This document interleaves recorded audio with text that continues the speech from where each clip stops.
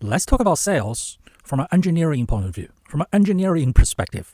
Let's analyze or explain or dissect sales or the sales process or the sales mindset from an engineering point of view, as if you were an engineer, okay? And we're going to be talking about it using 4 different points, all right? Point number 1 is, I'm sure you've heard of consultative sales, all right? Especially for big ticket items.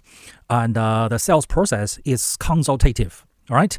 And this can be illustrated using medicine, or as if you're a doctor, or engineering, as if you're a engineer. Let's say you're a medical doctor, all right? And here comes a person who says they're sick, okay?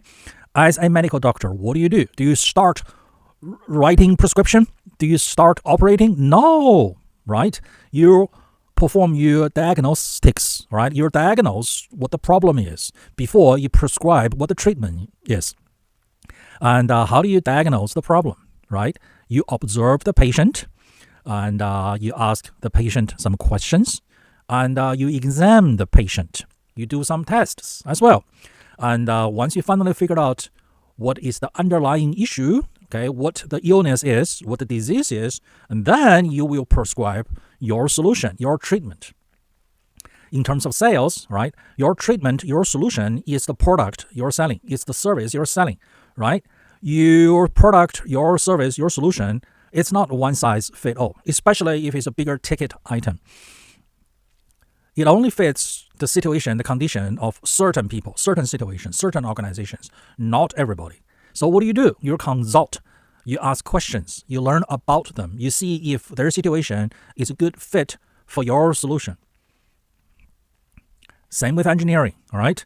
Let's say if you are a designer of bridges, okay? You want to know what are the client's needs. Same thing with if you're a software engineer. You want to know what are their needs, what are the problems they're trying to solve, what are the problems they're trying to automate. In terms of the bridge, then what are their transportation requirements? Is this a bridge for a pedestrian? Is this a bridge for bicycles? Is this a bridge for cars? Is this a bridge for trucks? Is this a bridge for trains?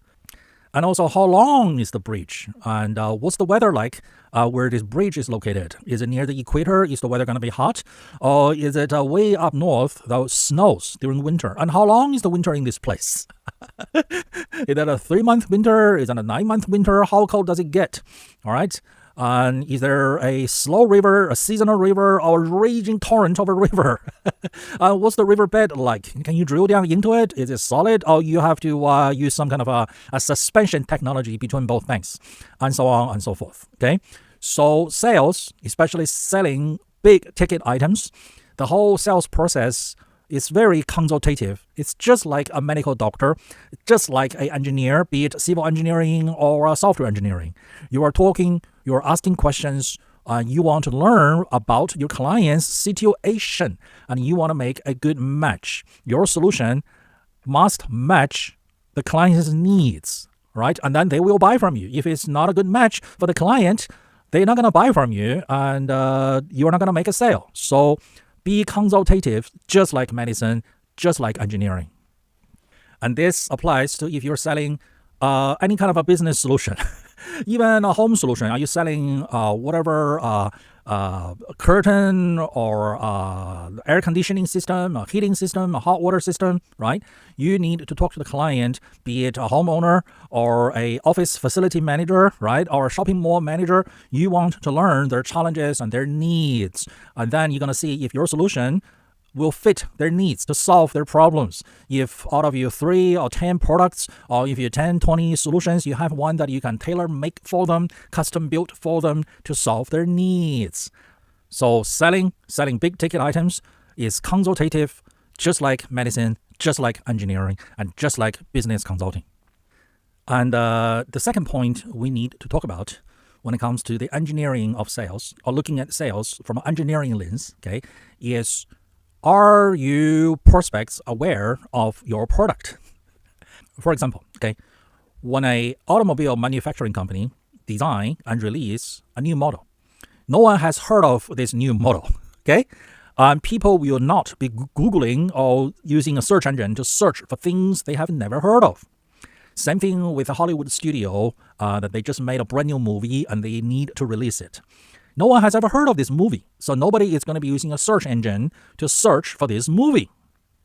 Think of the classical situations whereby when a car company released a hybrid for the first time. Okay, it's driven partly by the internal combustion engine, and then there's a battery, and then there's an electric motor. So when you come to a stop at the traffic light, okay, your kinetic energy is not wasted into heat, it's turned into electrical energy, and then turned into chemical energy, and that's stored in the battery. And that's something that no one has ever heard of at the time when this type of vehicles was first released onto the market. All right, nobody's gonna be searching for it. Okay, same thing with a brand new movie. Nobody has ever heard of this new movie that's coming up, and so nobody's gonna be searching for it. So where would you advertise your brand new product that nobody has ever heard of? Okay, as for automobiles, for cars, car manufacturers would advertise on car magazines. And today's car magazines are basically automobile review YouTube channels. That's where they get automotive journalists to come to the car and then take it out for a test drive and then review it. They also launch them at car shows, be it whatever Los Angeles car show, Geneva car show, or Tokyo car show. And that's where they will launch this brand new vehicle to introduce the new and the unique features and their benefits to prospective car buyers and also to journalists so they can talk about it. So where would they market a brand new movie that has just been made and no one has ever heard of? Well, some of the places are in theaters, in movie theaters, right? They call it coming attractions. This is after people have sat down, they got their popcorn, got their soda, right? You run a couple of advertising, and then you dim the light to the first level, and then you say coming attractions. And then you introduce 3 or 5 upcoming new movies that's going to be coming up in the next week or the next month or this summer, okay? Invading a theater near you, this new blockbuster, you got to come and watch. So here are some of the scenes, the murder, the car chase, and the explosion. Come and see it. And then you also introduce the latest movie that's coming up on YouTube and so on and so forth. Okay. Now people are aware of this vehicle. People are aware of this movie. Okay. Local dealerships would be advertising, we now have this brand new model in stock. Okay. Come to our dealership to see the vehicle, to test drive it. And then local movie theaters would be advertising session details. All right. So for the next 2 weeks, right, this movie is going to be on, right, at the theater near you from 9 a.m., 11 a.m., 1 p.m., 3 p.m., so on and so forth. Here are all the session details. That's if people are already aware of this product or this service. So where are you at? Where is the level of your prospects' awareness in their head when it comes to your product and your service? It is something that they know. They know exactly what that is. Or it is something that they have no idea what that is. Just imagine, okay, when Chinese food first came to America, okay, that was the late 1800s. Now imagine again when Japanese food first came to America. And fish that's not cooked. That is bizarre, okay, to the minds of the locals here in America. And I've been to a Japanese restaurant, okay, in Omaha, Nebraska, which is the Midwest, in the mid-2000s, right? And it says sashimi, so I ordered it. And when it came, it was cooked. So I called the manager, I said, why did you cook your sashimi? And he said, oh, you look on the menu says New World Sashimi. Basically, the owner here, they know that the notion of fish not cooked, okay, to their customers in Midwest, Nebraska, Omaha, okay, in the mid-2000s, it can be too far of a stretch, right? So to these customers coming to a Japanese restaurant, it's still new and exciting, and you don't want to push them too far, all right? You don't want to shove fish not cooked, okay, to them. To them, that's 1 or 2 steps too far. That's a bridge too far, okay? To the customers on both the East Coast and the West Coast of the U.S., yeah, that's, everybody knows, Japanese food, okay, fish not cooked, all right? No problem. But to the crowd, okay, in the middle of Nebraska, to them, it's still a bit of a excitement. It's new, okay? It's a little adventure. We're going to a place that we don't eat with fork and knife. We're going to eat with chopsticks. Yeah, new. But then if you present fish that's not cooked to them, that can be too far for them, okay? So you need to understand, where is your customer at in terms of being aware, of being familiar, of being acceptable to your product, your service, and your marketing, your advertising needs to be based on their level of awareness, their level of acceptance about your product, your service. Point number 3, when it comes to analyzing sales from an engineering point of view, is the sales process, the entire marketing and then sales process is a matter of filtering in and filtering out. Okay? It's to filter out people who are not your customers, okay? Your prospective customers, people who are not in need of your product, all right?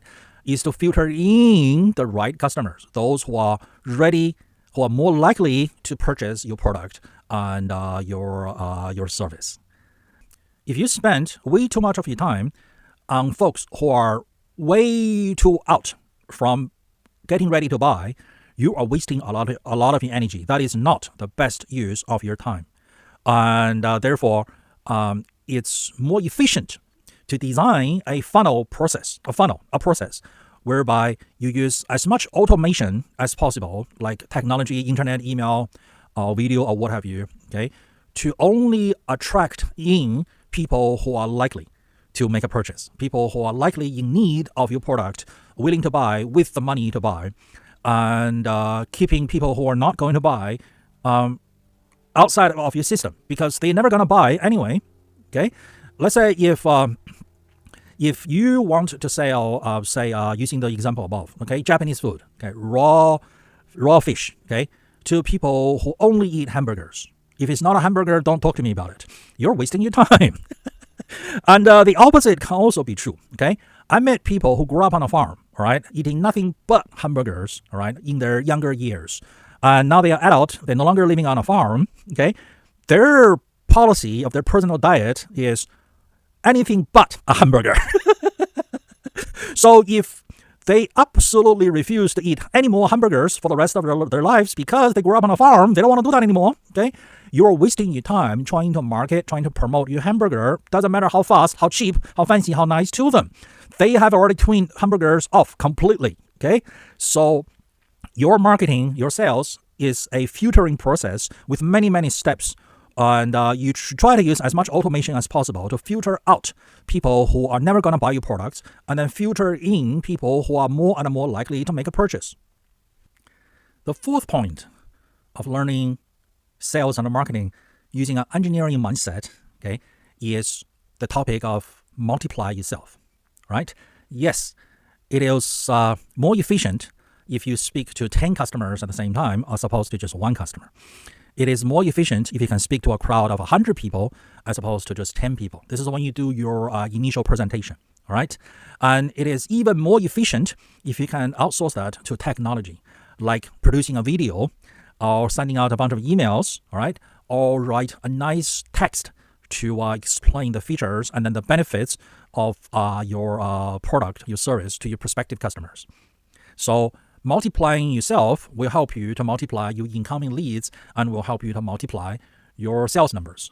And there's something very important about addressing multiple people or addressing multiple people over technology, video, email, or just a website. That is, even though your presentation, your live presentation, your video, your email is designed, okay, you know it's going to be heard or read or listened to by lots and lots of people, but you want to craft your message and then the delivery of your message, okay, both content and delivery, in a way so the audience feel you're talking to them one-on-one, individually, okay? This is extremely important when it comes to multiplying yourself, be it talking to a large crowd, giving out your sales presentation to a large crowd, or using technology like a video or like email.